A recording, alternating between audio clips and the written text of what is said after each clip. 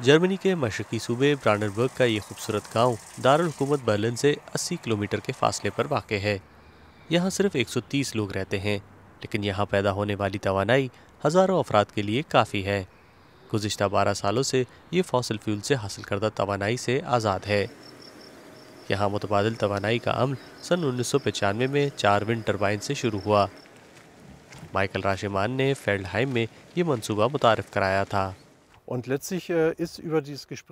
مذاکرات کے بعد گاؤں کے مکین اس بات پر آمادہ ہو گئے کہ اگر وہ یہاں پیدا کی جانے والی توانائی کو استعمال کرنا چاہتے ہیں تو انہیں بھی اس میں سے کچھ حصہ حاصل ہونا چاہیے۔ اس دوران 55 ونڈ ٹربائن 50,000 گھرانوں کے لیے بجلی پیدا کرنے لگے۔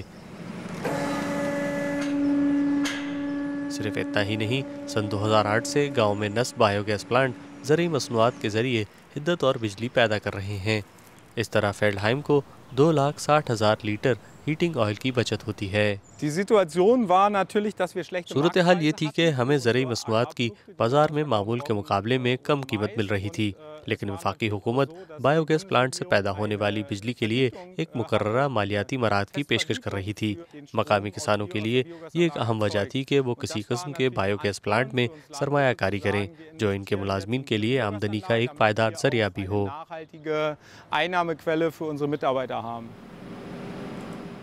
لیکن یہ اقدام گاؤں کی خود انحصاری کی جانب ایک پہلا قدم تھا، کیونکہ اس کے بعد فیلڈہائم کے رہائشیوں کو اپنا پاور گرڈ اور ہیٹنگ نیٹ ورک تعمیر کرنا تھا۔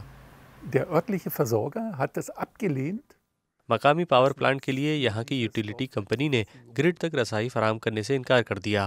وہ اس کی مخالفت کر رہے تھے اور انہوں نے کہا یہ چھوٹا سا گاؤں چاہے کچھ بھی کرے ہم ہار نہیں مانیں گے۔ لیکن گاؤں کے مکینوں نے اس وقت ان کا ڈٹ کر مقابلہ کرنے کا فیصلہ کیا اور آج وہ اس جرأت مندانہ فیصلے کے پھل حاصل کر رہے ہیں۔ پچھلے چند سالوں کے دوران مجھے تیل کی قیمتوں کی کوئی پرواہ نہیں تھی، جب تک مجھے ڈیزل کے لیے پمپ پر زیادہ قیمت ادا نہیں کرنا پڑتی تھی۔ اس گاؤں کے رہائشیوں کو آئندہ موسم سرما کے دوران جرمنی میں گیس کی قلت کی کوئی فکر نہیں، لیکن مقامی میئر اس سلسلے کو مزید آگے بڑھانا چاہتے ہیں۔ ہم یہ دکھانا چاہتے ہیں کہ ہم اس نظام کو مزید مؤثر بنا سکتے ہیں تاکہ ہمیں اس دنیا کے تمام پوٹن اور شیخوں پر انحصار نہیں کرنا پڑے۔ فیلڈہائم گاؤں نے دکھا دیا کہ یہ کیسے ہو سکتا ہے اور وہ دنیا بھر کی کمیونٹیز کے لیے ایک مثال ثابت ہو سکتا ہے۔